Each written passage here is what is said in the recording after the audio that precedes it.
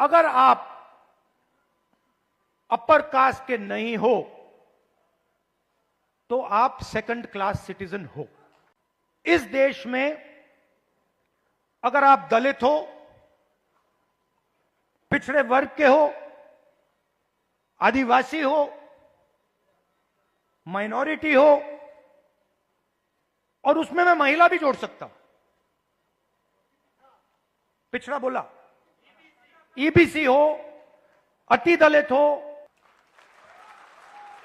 और मैं ये ऐसे नहीं बोल रहा हूं, मैं सोच समझ के बोल रहा हूं, मैं पढ़ लिख के बोल रहा हूं, और मैं सिस्टम को बहुत गहराई से देखने के बाद बोल रहा हूं। मैं आपको 2-3 उदाहरण देना चाहता हूं। तेलंगाना में हमने कास्ट सेंसस किया और बात अब तेलंगाना में कास्ट सेंसस से बहुत आगे निकल गई है।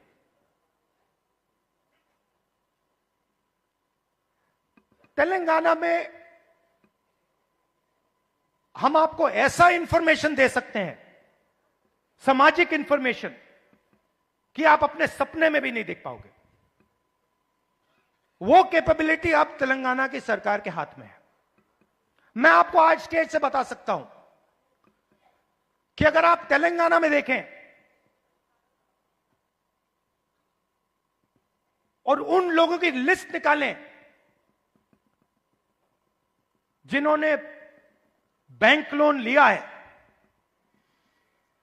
सरकारी बैंक लोन, सरकारी बैंक से लोन या प्राइवेट बैंक से लोन, उस लिस्ट में आपको ना एक ओबीसी मिलेगा, ना एक ईबीसी मिलेगा, ना एक दलित मिलेगा, ना एक आदिवासी मिलेगा। तेलंगाना की सबसे बड़ी कंपनियों की आप लिस्ट निकालिए,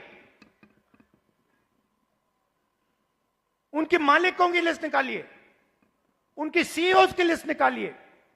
यह सब हम तेलंगाना में अब कर सकते हैं। उनकी मैनेजमेंट टीम की लिस्ट निकालिए, आप हैरान हो जाओगे। मैनेजमेंट में, सीईओ की लिस्ट में, मालिकों की लिस्ट में आपको ईबीसी, ओबीसी, दलित, अति दलित, आदिवासी कहीं नहीं मिलेंगे, है ही नहीं।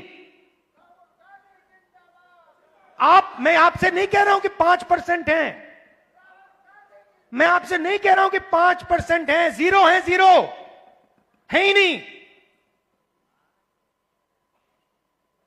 और आप दूसरे तरफ मजदूरों की लिस्ट निकालो, जो 21वीं सदी के नए मजदूर बने, गिग वर्कर्स, जो उबर चलाते हैं, जो 21वीं सदी की मजदूरी करते हैं, उनकी लिस्ट निकालो। 90% से ज्यादा, 95% दलित, पिछड़ा वर्ग, ईबीसी, आदिवासी, डोमेस्टिक सर्वेंट्स की लिस्ट निकालो। दलित, ओबीसी, ईबीसी, आदिवासी, अति दलित।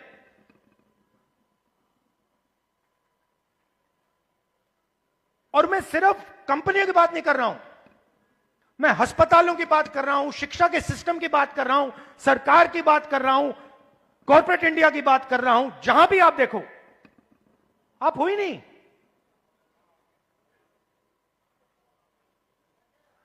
और तेलंगाना में अब वो पूरा का पूरा डेटा हमारे हाथ में है,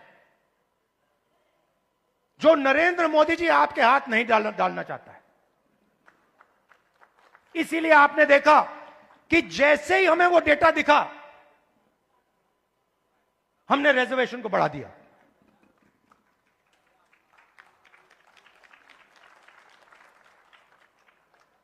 मैंने नरेंद्र मोदी जी को लोकसभा में सामने बोला,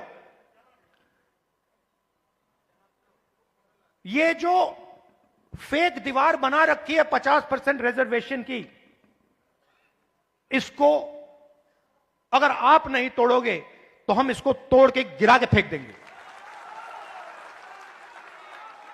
और दूसरी बात, इस देश के दलितों को, पिछड़ों को, ईबीसी, ओबीसी, अति दलित, आदिवासी, गरीब जनरल कास्ट के लोगों को पता लगना चाहिए कि इस देश की सच्चाई क्या है।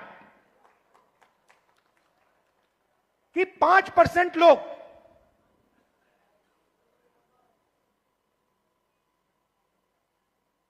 5% लोग इस पूरे के पूरे देश को चला रहे हैं।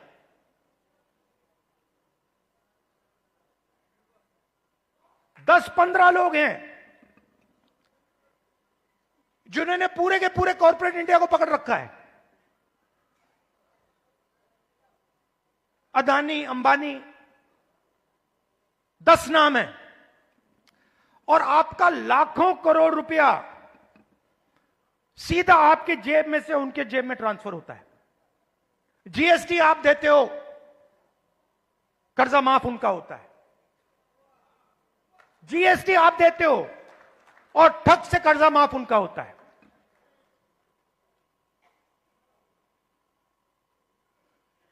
आप स्कूटर में पेट्रोल भरते हो, पैसा उनके जेब में जाता है। आप अपने बच्चों को कॉलेज यूनिवर्सिटी भेजते हो, पैसा उनके जेब में जाता है। आप बीमार होते हो, पैसा उनके जेब में जाता है। तो आप सबको घेर के रखा हुआ है, इसलिए आपसे सांस नहीं ली जा रही है।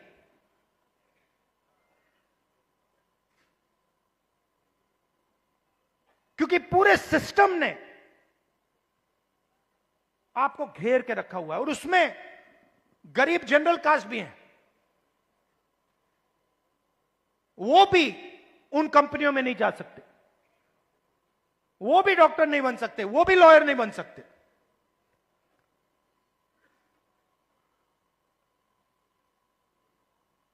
मैं छोटा सा उदाहरण देता हूं आपको। सुल्तानपुर में मैं गया, वहां पे चेतराम मोची जी हैं। पता नहीं आपने वीडियो देखा नहीं देखा? देखा था? तो मेरी दोस्ती हो गई उनसे। मैंने गाड़ी रोक दी, मैं वहां जाके बैठ गया। मैं आपको बताना चाह रहा हूं कैसे फंसाया गया है, किस प्रकार से फंसा के रखा हुआ है। मैं गया, 40 मिनट में उनके साथ बैठा। मैंने देखा कि हुनर की कोई कमी नहीं है। उनसे आप कोई भी उनको आप कोई भी जूता दे दो और कहो भैया इसको बना दो, कोई भी हो, मतलब ब्रांडेड जूता हो, ये आपने पहना हुआ ये हो, कुछ भी, 2-3 घंटे में वही जूता आपको मिल जाएगा, उससे अच्छा मिल जाएगा। और मैंने उनसे पूछा आप यहां कितने साल से हो? कहते हैं 40 साल से हूं राहुल जी, 40 साल। फिर मुझे देख के कहते हैं राहुल जी ये मेरा बेटा है, अब ये यहां मेरे साथ काम नहीं करना चाहता। तो मैंने कहा क्यों? और फिर सिर नीचे करके कहते हैं कि राहुल जी 40 साल में मुझे किसी ने इज्जत नहीं दी। एक ही आदमी ने, मेरे पिता ने मुझे रिस्पेक्ट और इज्जत दी थी। मैं यहां आता हूं, सुबह आता हूं, दिन भर काम करता हूं, घर चला जाता हूं। 40 साल में मुझे एक व्यक्ति ने इज्जत नहीं दी। अकेले काम कर रहे थे, बेटा कह रहा था मुझे नहीं करना काम, मैं जा रहा हूं, मैं नौकरी करूंगा। मैंने उनसे पूछा, मैंने कहा एक बात बताइए, अगर आप अपने काम को थोड़ा इंप्रूव करना चाहते हो तो आप क्या कदम लोगे? एकदम उन्होंने मुझे बोला कि देखिए राहुल जी, मैंने एक मशीन है, मैंने उसकी फोटो देखी थी, अगर वो मशीन मुझे मिल जाए तो मेरा काम डबल हो जाएगा ऐसे ही। तो हमने क्या किया, बहुत महंगी मशीन नहीं थी, हमने किसी राजनेता से वो मशीन डोनेट करा दी और उनको हमने मशीन दे दी। नहीं, अभी ताली मत बजाइए, अभी ठहर जाइए, ताली बजाने की बात अभी आ रही है। 3 महीने बाद मुझे फोन आता है,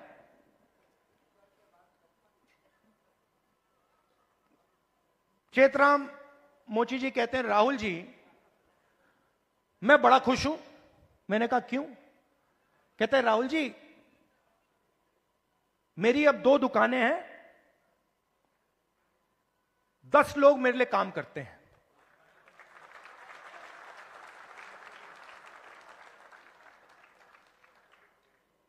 दस लोग मेरे लिए काम करते हैं, मेरी 2 दुकानें हो गई हैं। मुझे लग रहा है इस मशीन से कि मैं 4-5 दुकानें खोल पाऊंगा। अब चेतराम मोची ने मुझे एक और बात बोली। जब मैं उनके साथ बैठा था, मुझे बोला, राहुल जी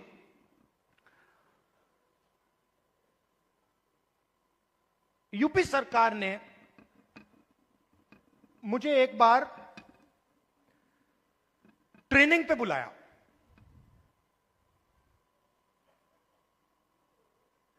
उनकी योजना थी, ट्रेनिंग पे बुलाया। तो मैंने उनसे कहा क्या सीखे? कहते राहुल जी मैं वहां गया, ट्रेनर से ज्यादा तो मुझे मालूम था। वो ट्रेनर को मतलब वो तो ट्रेनर मोची ही नहीं था, उसको तो कुछ मालूम ही नहीं था।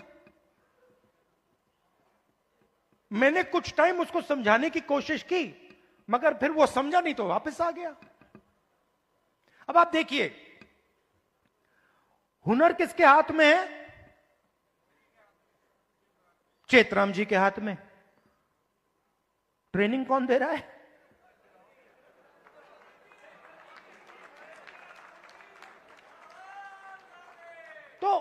तो बात समझिए क्यों? क्योंकि ट्रेनिंग का नेटवर्क कंट्रोल में है। मशीन क्यों नहीं मिल रही? बैंक का सिस्टम कंट्रोल में है।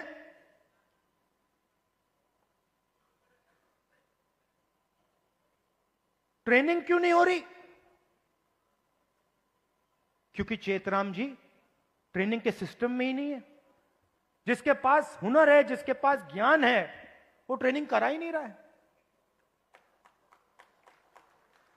तो मैंने क्या किया? इससे मैंने क्या सीखा? मैंने तेलंगाना के चीफ मिनिस्टर को चिट्ठी लिखी और मैंने उनको सुझाव दिया। मैंने कहा कि देखिए, ये पता लगाइए ये आप कर सकते हैं या नहीं। आईटीआई के सिस्टम में क्या होता है? ट्रेनिंग होती है, बढ़ई की ट्रेनिंग होती है, प्लम्बर की ट्रेनिंग होती है, मोची की ट्रेनिंग होती है, कुम्हार की ट्रेनिंग होती है, ये सब ट्रेनिंग होती है। तेलंगाना में मैंने चीफ मिनिस्टर को सुझाव दिया कि आप ऐसे कीजिए, आप सर्टिफिकेशन सेंटर बनाइए। तेलंगाना में लाखों मोची हैं, नेटवर्क है मोची का, उस नेटवर्क के अंदर हुनर है, कैपेबिलिटी है। मैंने चीफ मिनिस्टर से कहा कि ट्रेनिंग इनसे करवाइए। तो हजारों मोची, जो गुरु शिष्य की परंपरा है हिंदुस्तान में, हजारों मोची ट्रेनिंग कराएंगे। सर्टिफिकेशन सरकार करेगी, और जब एक मोची ट्रेनिंग करेगा और उसका शिष्य सर्टिफिकेशन पाएगा, तो मोची के बैंक अकाउंट में सीधा सरकार पैसा डालेगी। तो मेरा कहना है, सवाल पूछता हूं आपसे, बढ़इयों के लिए हिंदुस्तान में बैंक क्यों नहीं है? मोचियों के लिए हिंदुस्तान में बैंक क्यों नहीं है? बढ़इयों का अपना ट्रेनिंग सेंटर क्यों नहीं है?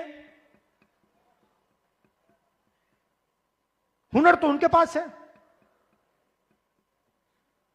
तो जाति जनगणना जो हमने तेलंगाना में किया है, वो विकास के सिस्टम को ही बदलने जा रहा है। क्योंकि हम 21वीं सदी में जी रहे हैं।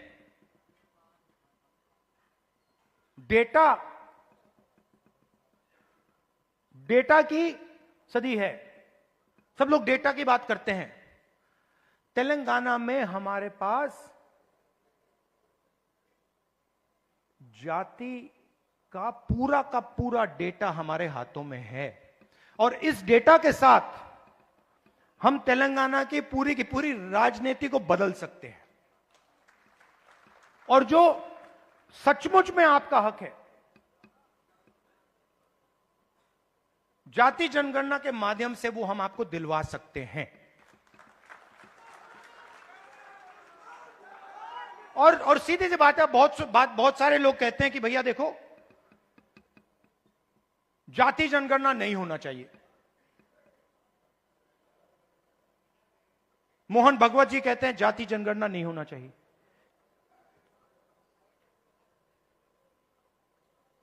अगर आपको चोट लगती है, आप अस्पताल जाते हो, कभी आपसे डॉक्टर कहता है भैया एक्सरे मत करो? एक्सरे से कोई नुकसान थोड़ी होता है। एक्सरे से सच्चाई पता लगती है। वही हम कर रहे हैं। एक प्रकार से हम सामाजिक एक्सरे कर रहे हैं कि भैया सच्चाई क्या है, किसके पास कितना धन है, कौन कहां बैठा है, ब्यूरोक्रेसी में कितने लोग हैं, गरीब लोग कितने घुस पा रहे हैं, कौन सी जात के लोग कहां घुस रहे हैं, कहां जा रहे हैं, किन लोगों को कैसे रोका जा रहा है, ये सब जाति जनगणना से मिल जाएगा। तो ये एक क्रांतिकारी कदम है। क्रांतिकारी कदम है। इसीलिए आरएसएस और बीजेपी इसको रोकना चाहते हैं। और इसको अब दुनिया की कोई शक्ति नहीं रोक सकती है। बिहार में कांग्रेस पार्टी का मैं आपको रोल बताता हूं। देखिए,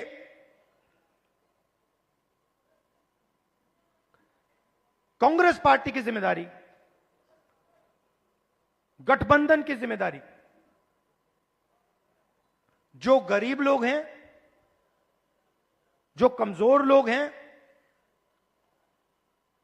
ईबीसी, ओबीसी, दलित, महादलित, गरीब जनरल कास्ट के लोग, इन सब को जोड़कर, इन सबको जगह देकर, इज्जत देकर, रिस्पेक्ट देकर आगे बढ़ने का काम कांग्रेस पार्टी का। और मैं आपसे पहला व्यक्ति हूंगा जो आपसे कहेगा कि कांग्रेस पार्टी ने जो पहले काम करना चाहिए था, जिस गति से काम करना चाहिए था, जिस मजबूती से बिहार में काम करना चाहिए था, वो हमने नहीं किया। और हम अपनी गलती से समझे हैं, और अब हम बिना रुके पूरी शक्ति के साथ जो बिहार के कमजोर लोग हैं, बिहार के गरीब लोग हैं, छोटी जात, छोटी अलग अलग जो ओबीसी, ईबीसी, दलित, महादलित के लोग हैं, उन सब को हम लेकर एक साथ हम आगे बढ़ेंगे। कुछ दिन पहले हमने अपने डिस्ट्रिक्ट प्रेसिडेंट्स चुने, और मैं ये नहीं कहूंगा कि ये बहुत बड़ा कदम है, मगर ये एक जरूरी कदम है। पहले हमारे डिस्ट्रिक्ट प्रेसिडेंट्स की लिस्ट में 2/3 अपर कास्ट के लोग थे। अब हमारी नई डिस्ट्रिक्ट प्रेसिडेंट्स की लिस्ट में 2/3 ईबीसी, ओबीसी, दलित, पिछड़ा वर्ग, माइनॉरिटी के हैं। और अगर आप हमारे वर्किंग प्रेसिडेंट्स को देखें तो यह बात और भी गहराई से हुई है। मैंने और खारगे जी ने बिहार की टीम को साफ बता दिया है कि आपका काम बिहार के गरीब जनता की रिप्रेजेंटेशन का काम है। आपका काम दलितों, ईबीसी, ओबीसी, गरीब जनरल कास्ट, महिलाओं को जगह देने का काम है। और आपको यह काम बिना झिझके, बिना डरे यह काम पूरा करना है। हम राजनीति में आपके लिए दरवाजा खोलना चाहते हैं। आपके युवाओं को हम राजनीति में लाकर, आपको हम राजनीति में लाकर बिहार का चेहरा बदलना चाहते हैं।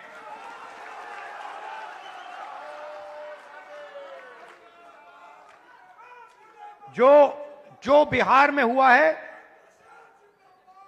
जो आज बिहार में हो रहा है, जो एनडीए की सरकार बिहार में कर रही है,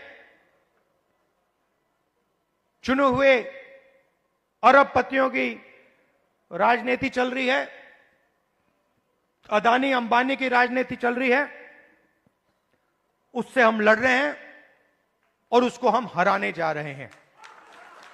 और हम जानते हैं कि इस देश को बिहार की जनता डायरेक्शन देती है।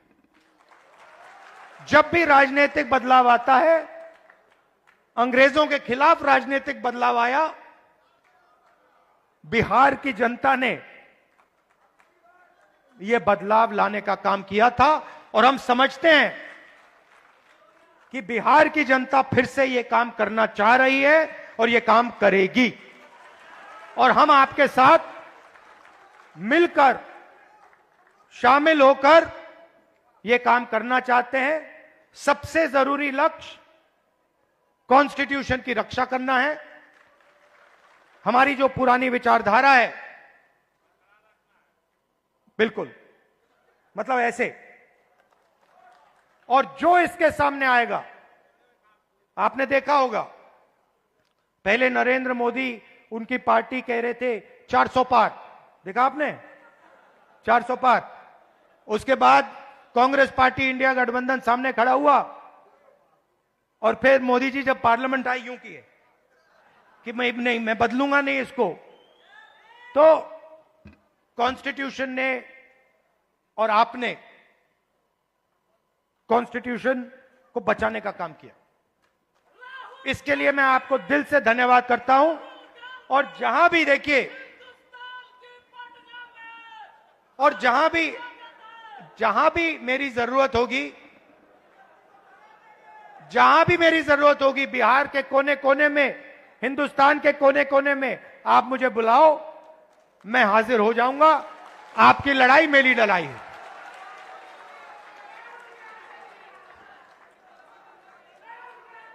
दिल से आप सबका बहुत बहुत धन्यवाद। नमस्कार, जय हिंद। जिंदाबाद, भारतीय संविधान जिंदाबाद, भारतीय संविधान जिंदाबाद, खड़े होकर भारतीय संविधान जिंदाबाद, कीजिए, खड़े होकर के सब लोग। न्याय योद्धा राहुल गांधी जिंदाबाद, न्याय योद्धा राहुल गांधी जिंदाबाद। जय जय जय जय जय भीम, जय जय जय जय जय भीम, जय जय जय जय जय भीम। बहुत बहुत धन्यवाद आप सभी का। आप सभी संविधान सुरक्षा सम्मेलन में आए। अब संविधान के ऊपर किसी प्रकार की आंच हम और आप मिलकर नहीं आने देंगे और समाज की ये सामाजिक न्याय की लड़ाई आगे बढ़ेगी। आप सबका शांतिपूर्वक तरीके से बैठकर इस आने वाली हमारी लड़ाई किस दिशा में जाएगी सुनने के लिए और आगे की लड़ाई के लिए तैयार होने के लिए बहुत बहुत धन्यवाद, शुक्रिया। जय हिंद, जय भीम, जय भारत, जय संविधान, जोहार।